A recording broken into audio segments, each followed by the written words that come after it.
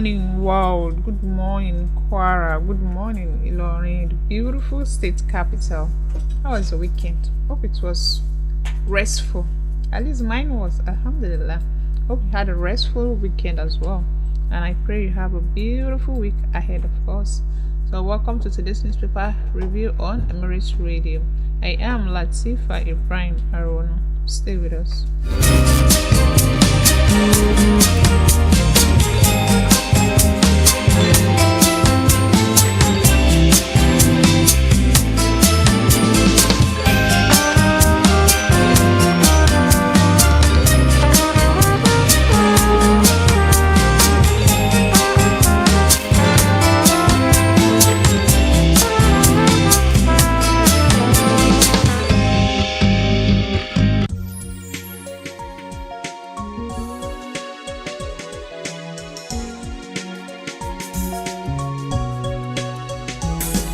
So the newspaper we have this morning are the Punch newspaper, the Daily Post, the Nation, Vanguard newspaper, and of course our online royal newspaper.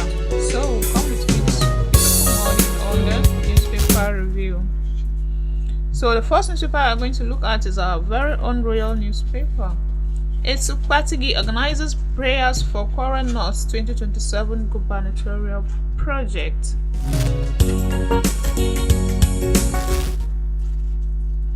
The paramount ruler of Patigi Emirates and vice chairman of Kwara State Traditional Rulers Council, Alhaji Dr. Ibrahim-Umar II, has organized a special prayer in honor of Nigeria's presidents Bola Ahmed Tinubu and Governor Abdulrahman Abdulrazak of Kwara State for Allah's direction in their affairs. Royal News gathered that the prayers was also committed to the actualization of the Kwara North's governorship agenda in the 2027. Esu Bologi II further stressed that it is only Allah that can make the dream come true. The monarch spoke at the maiden Zikri prayer organized at the Itsus Palace in Patigi, Kwara State, and emphasized that the prayer is important so that Allah can help the leaders to lead right. He appealed to everyone to work together as a team at ensuring that Kwara North takes over the seat of governors come 2027.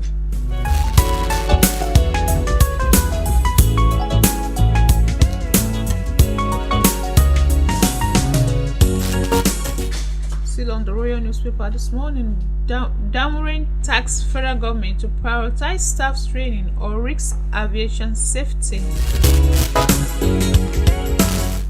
Former Director General of Nigerian Civil Aviation, Dr. Harold Damorin, has tasked the federal government with sustaining the training of the Nigerian Civil Aviation Authority staff for safer civil aviation in Nigeria.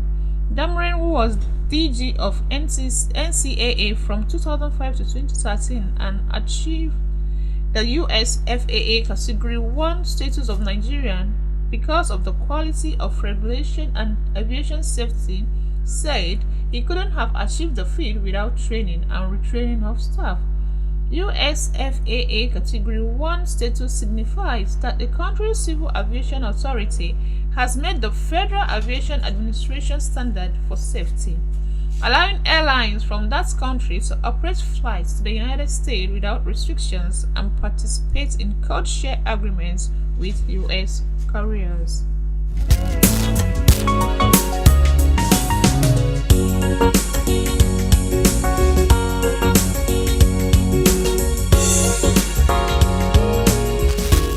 And lastly, on Royal News this morning, Afsal Lawal's mother, most unfortunate, total justice must be served, says Emir of Ilorin. The Emir of Ilorin and Chairman Kwara State Traditional Rulers Council, Mai Martaba Alhaji Dr. Ibrahim Gambari CFR, has expressed sadness over the gruesome killing of Afsal Lawal, a final year student of the Kwara State College of Education, KWCOE, Ilorin, by one Abdulrahman Bello, an acclaimed Alfa. Alhaji Sulu Gambari, in a statement issued by his spokesman Malan Abdulaziz Arona, condemned the incident, stressing that it is most unfortunate, alien, and regrettable acts of wickedness. He noted that it has become pertinent for parents, guardians, as well as people in the neighborhood to remain vigilant to happenings around them, especially ensuring that their children and wards are in company of people of tested and trusted characters with well-researched family background. The emir further disclosed that it is only hard work that pays. Total war should be declared against idleness, laziness, and unwarranted luxury around the society by youth in the name of finding means of survival.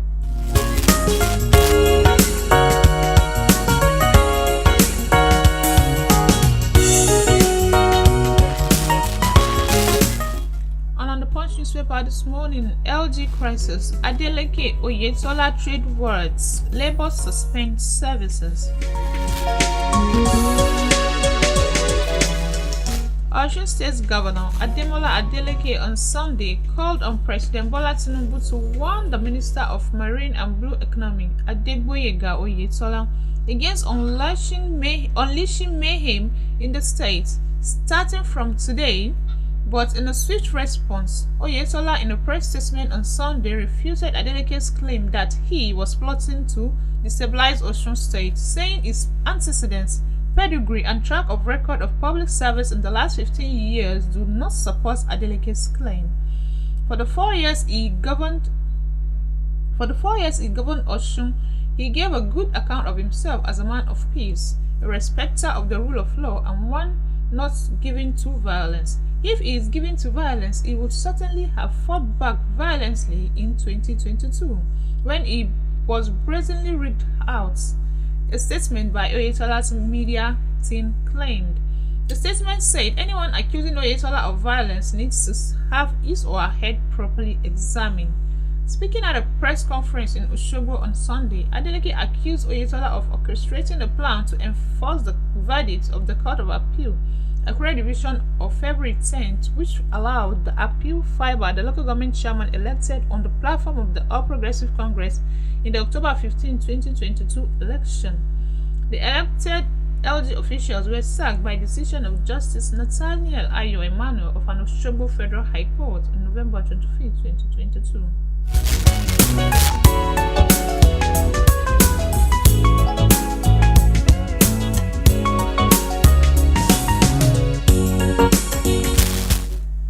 YLP Zone 2027 presidential ticket to Southeast, says Abure.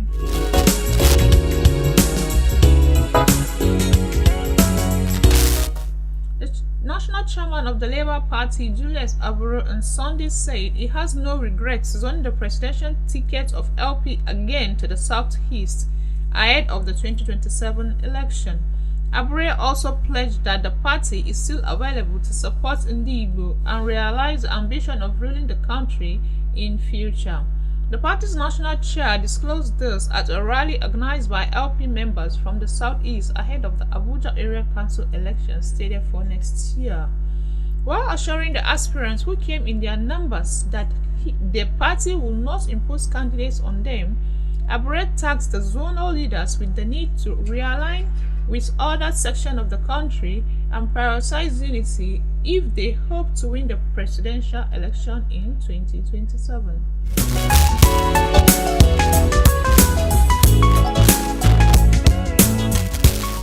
And lastly, on the Punch newspaper this morning, substandard petrol, Nigerians demand probe as retailers back NNPCL. Nigerians have called on the federal government to conduct fresh tests to confirm the quality of petrol sold in filling stations across the country. This came amid allegations from a viral video that the petrol from the Nigerian National Petroleum Company Limited does not last long in fuel tanks.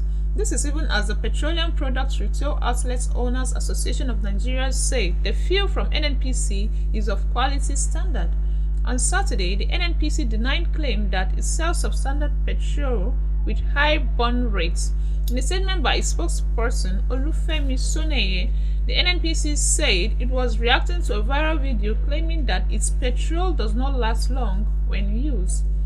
Our correspondent reported that a video had surfaced online where a content creator claimed he bought a liter of Dangote petrol from MRS filling station at Alakwere, Lagos at 925 naira and the same liter from NNPC in Ojodu, Bega at the rate of 945 naira.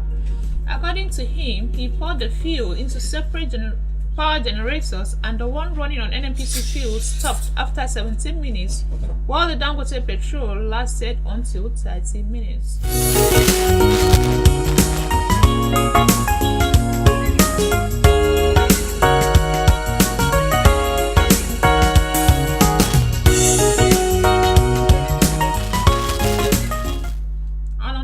Newspaper this morning, Nigeria lost a figure. Southern Middle Belt leaders mourn Adebanjo. The Southern Middle Belt Leaders Forum has mourned the passing of Chief Ayo Adebanjo, describing him as a highly revered leader of Afenifere, the pan-socio-cultural organization. SMBLF said that Pa Ayo Adebanjo also founded SMBLF and was its deputy national leader until his death.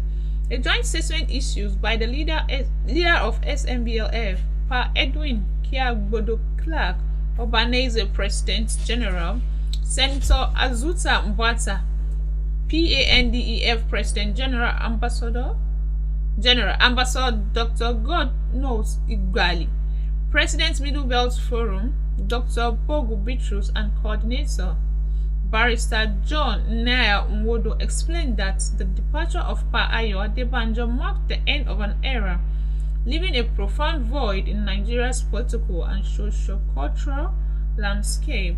The statement said, "On behalf of the people of southern Nigeria and the Middle Belt, we extend our heartfelt condolence to his immediate family, the Yoruba nation, and the entire country."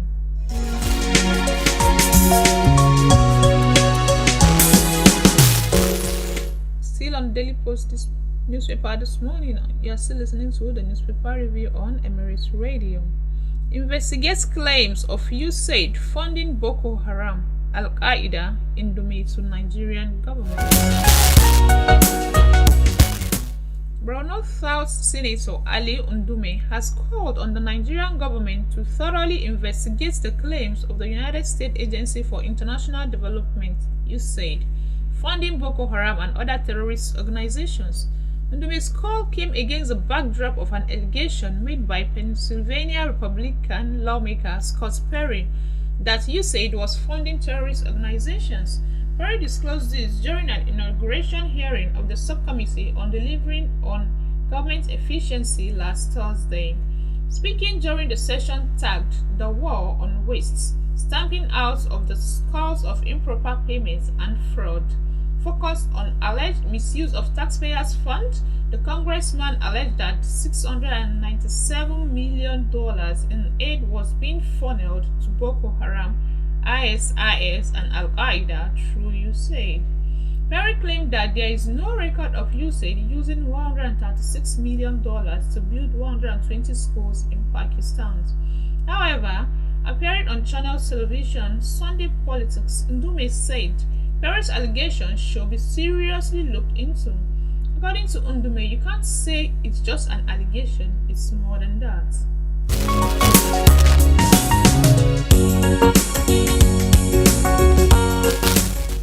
Syrup to CBN, reverse ATM charge hike in 48 hours or face legal action.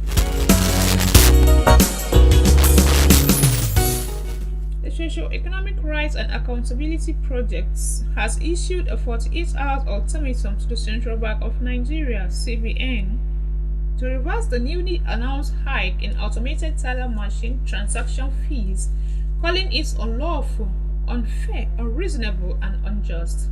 Syrup Deputy Director Kolawole Oluwadare, in an open letter dated February 15, 2025, urged CBN Governor Olayemi Cardoso to immediately reverse the policy. According to Syrup, the development will worsen the financial hardship faced by Nigerians, particularly low-income earners.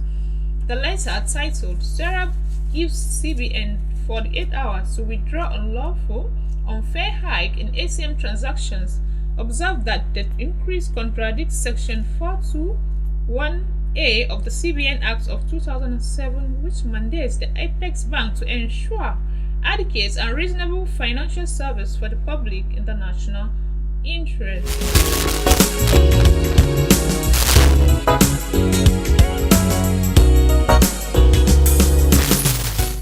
And lastly, on Daily Post newspaper this morning, Governor Yusuf bans manual labor in Kano schools after meeting students digging toilet pipe. Kano State Governor Abba Kabir Yusuf has prohibited teachers from engaging students in manual labor, both within and outside school premises. This was disclosed in a statement issued by the governor's spokesperson Sanusi Bature on Sunday. According to the statement, the governor gave the warning during an unscheduled visit to the school for Arabic studies in Kano, where he found students digging a toilet pipe. Visibly displeased by the sight, Yusuf confronted the headmaster, questioning the rationale behind assigning such physically demanding tasks to students. In response, the headmaster explained that the work was done after school hours. However, the governor insisted that such practice must stop immediately. Schools are institutions for education and moral guidance, not for manual labor, Yusuf said. It is unacceptable for students to be subjected to such tasks when the school should be focusing on their studies.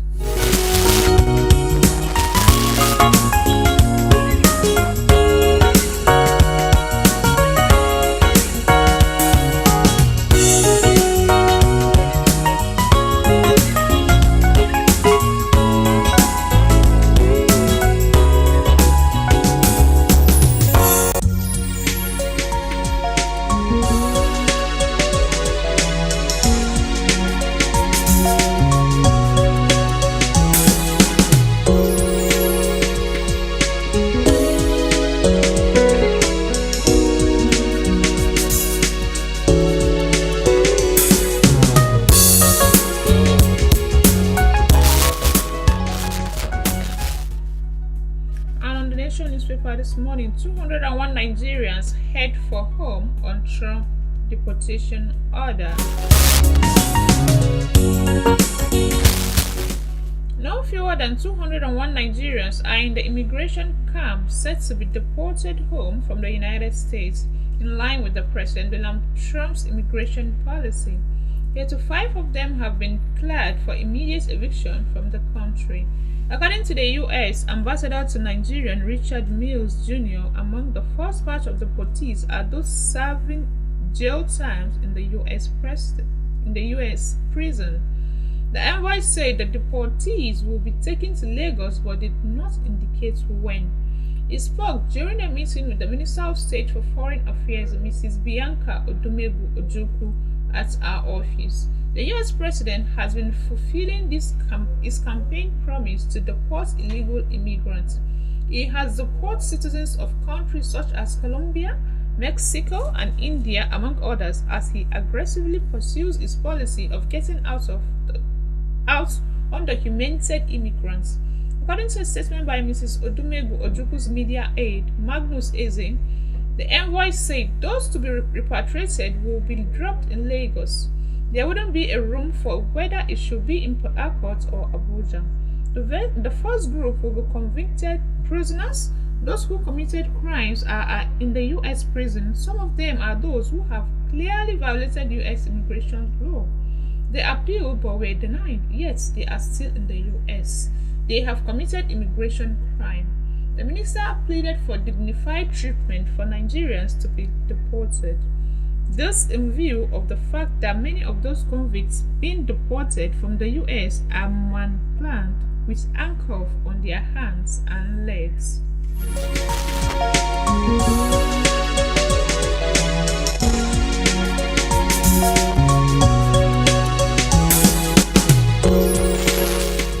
Still on the Nation newspaper this morning, Osibanjo Anyanwu Adeboye Obi orders at Adebanjo's house. More More tributes poured in yesterday for the late elder statesman Chief Ayo Adebanjo. His Lagos home also hosted some prominent personalities. They include former Vice President Yemi Osibanjo, erstwhile Secretary General of the Commonwealth Chief Emeka Anyapu, former governors Otumba Gbenga Daniel and Peter Obi, General Overseer of the Redeemed Christian Church of God, Pastor Enoch Adebayo, and General Ike Nwachukwu, among others. Others are former Lagos State Deputy Governors Mrs. Koforola Bokuno Akerele, Are Afe Babalola, Afenifere stalwarts Femi Okunomu and Shuko Jonibari.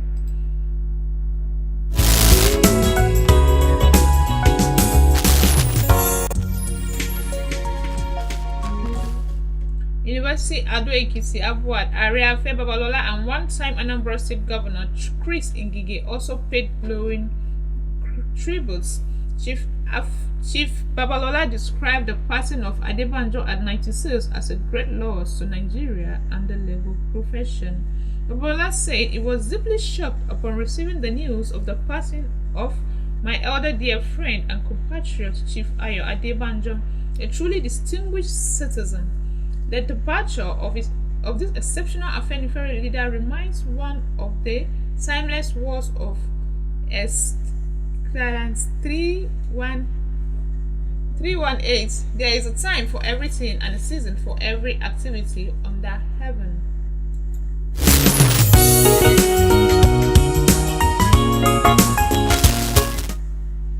First Lady pledges greater advocacy for women, youth at AU Forum. The First Lady, Senator Oluremi Tinubu, has reaffirmed her commitment to advocacy, resource mobilization, and partnership to close the gender gap and advance women and youth empowerment in Nigeria. Mrs. Tinubu spoke at the 29th General Assembly of the Organization of African First Ladies for Development, OAFLAD, in Addis Ababa, Ethiopia. The Nigerian First Lady emphasized the need for African nations to harness their heritage in shaping a new vision for women's leadership and rights. In a statement yesterday in Abuja by our Senior Special Assistant on Media, Bukola Kukoyi, Mrs. Tinubu highlighted this year's theme, building on Beijing, First Ladies championing women's leadership and rights through African heritage, reflecting on Africa's value and their role in promoting gender equality. This year marks 3 decades since the adoption of the Beijing Declaration. The impact of this declaration is evident in the remarkable progress Nigerian women have made, emerging from our villages to big cities and even the world stage, she said.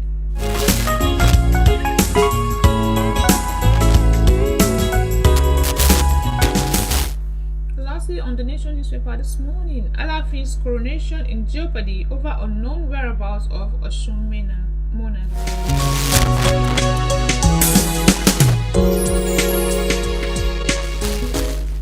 Inhabitants of Ipetumodu, Ife North local government area of Osun State are worried by the prolonged absence of their monarch from the country. They fear that his absence since 2024 could mar the coronation of the new Alaafin of Oyo. Tradition demands that a new Alaafin must receive a sort of authority from the reigning Ipetumodu monarch before he can ascend the throne. But the monarch of the ancient town, Oba Joseph Olugbenga Oloyede, is said to have been away from the community since January last year, with no one certain about his whereabouts. The situation has given rise to anxiety in both Oyo and Ipetumodu, with calls on the authorities to investigate Oba Oloyede's whereabouts.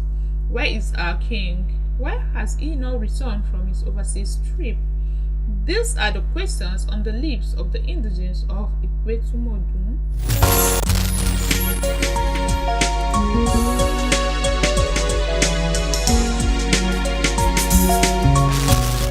And on the Vanguard newspaper this morning, police inspector found dead in hotel.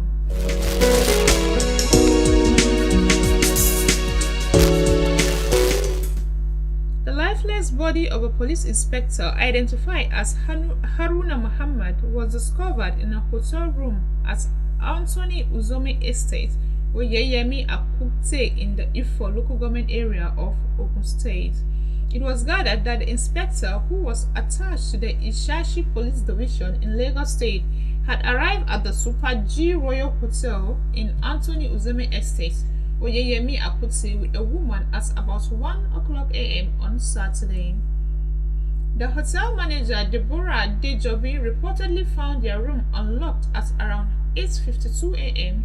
When she checked inside, she discovered the officer's lifeless body, while the woman was nowhere to be found. According to a police memo detailing the situation, the hotel owner, Abiodun Olagunju, reported the incident to the police, adding that the woman had earlier visited the reception at about 6 o'clock a.m. to request bottled water. The officer's body was removed and deposited at Life Channel Mortuary in Olambe. Confirming the incident, Ogun State Police Command spokesperson Omolola Odutola said at first it was only the uniform found in his bag, so it wasn't immediately clear that he was a police officer. There was no identification card on him or with his belongings, but further investigation revealed that the deceased was an inspector of police serving with the Ishashi Division.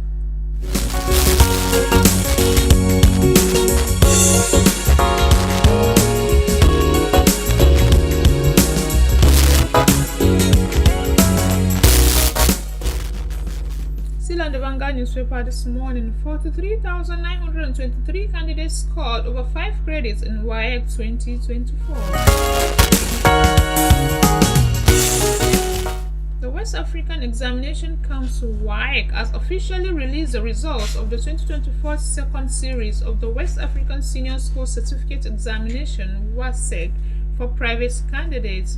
Notably, a total of 43,923 candidates, representing 67.55% of those who sat for the examination, scored credits and above in a minimum of 5 subjects.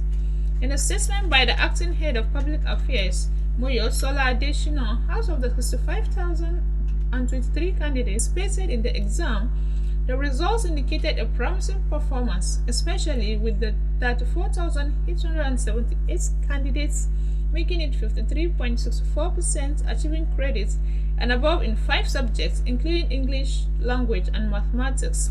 This represents a significant improvement from the previous years, with a marked increase of 9.35% compared to the 2022 and 2023 results, where only 42.16% and 44.29% respectively achieved similar scores. The examination, which featured both paper and pen and computer-based modes, took places across 5,067 centers in the country. Of those who took part, 31,504 were males, while 33,518 were females, marking a close gender distribution, with females slightly leading with 51.55%.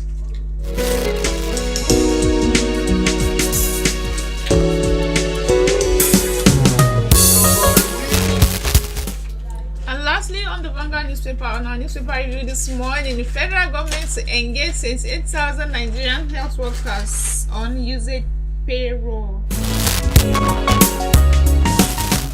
The coordinating Minister of Health and Social Welfare, Ali Pate, said the federal government was planning to engage 28,000 health workers previously being paid by the United States Agency for International Development, USAID.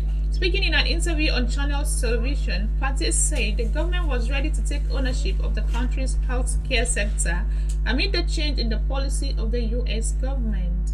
The U.S. President Donald Trump had recently ordered a funding pause of HIV treatment in developing countries as part of an executive order on foreign aid. The executive order also affected the operations of USAID and other foreign interventions of the U.S. government. Consequently, the U.S. Department of State suspended the disbursement of funds from the President's Emergency Plan for AIDS Relief. PEPFAR is providing HIV treatment for more than 20 million people living with the disease in Nigeria and globally, including 566,000 children under 15 years of age. And that brings us to the end of today's newspaper review on Emirates Radio. Thank you for listening. Continue to stay with all of our program on our social media platform, Facebook, TikTok, and you can watch us live on our YouTube page at Emirates Radio or down